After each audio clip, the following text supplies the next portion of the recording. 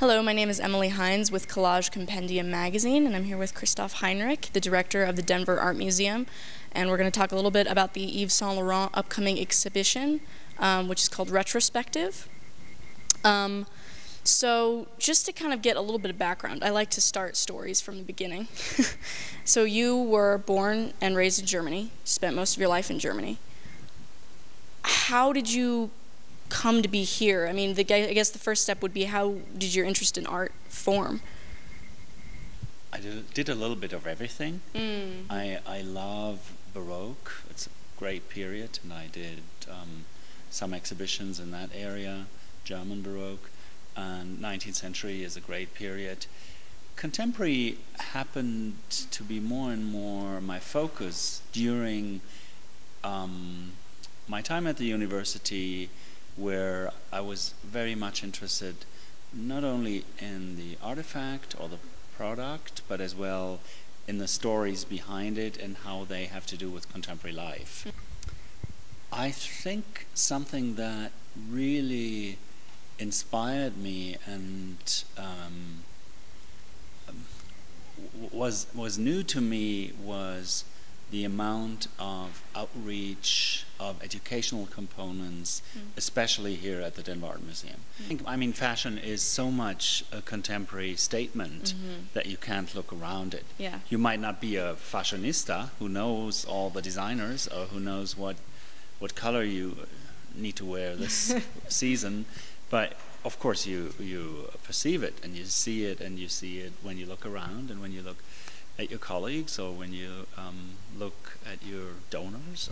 Now, what is art and what is not art? You always fight about this, and I could lecture now for 3 hours and probably would be even more confused after the 3 hours. Sure. But I think it really is a way how you communicate who you are, how you as well give certain indications of who and what you expect from the other people that are around you. And we have a very significant design collection at the museum, and we did a few design shows some years ago, but right now there's not a permanent home for that collection. So we're doing a couple of changes in the next years to give this design collection a permanent home. Oh, wow. And it's a fabulous collection of 20th century furniture, how do you say, just broad, modern and contemporary design, Italian, American, European, of several sources. We were able to put it in our program on very short notice. Usually museums plan in far longer time frames, and we wanted to show this, so we really made the space for it. It is in Madrid right now, and they were talking to Brazil and Japan for further venues, and we committed right away and said we want the spring in 2012, and this is our date. It took a little bit of negotiation. Sure. And it went back and forth, but finally they were convinced that we're a good partner for it. I think Denver is ready for it. I mean, there is a lot of interest for fashion here in the city. They're very, I mean, there are lots of connections to Project Runway and these things. So I think people are very aware of it. A few years ago, museums would have shown costumes. And that always has a little bit the, it has something theatrical, something a little dusty. I mean, a costume is maybe what you have worn in the 17th century, or so it was very historical. Now, for quite a while, I think museums are looking as well at contemporary designers and look at what they did as a contribution to how people perceive life and how people live their lives, and as well how people deal with beauty. It's funny, today we perceive Yves Saint Laurent as a classic. I mean, I just said he's a Leonardo of the fashion designers. At his time, he was a bloody rebel. I mean, he was really somebody who did things that caused a lot of turmoil.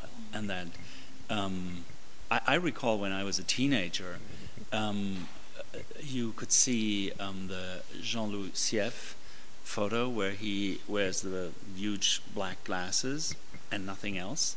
The portrait of a male nude was shocking.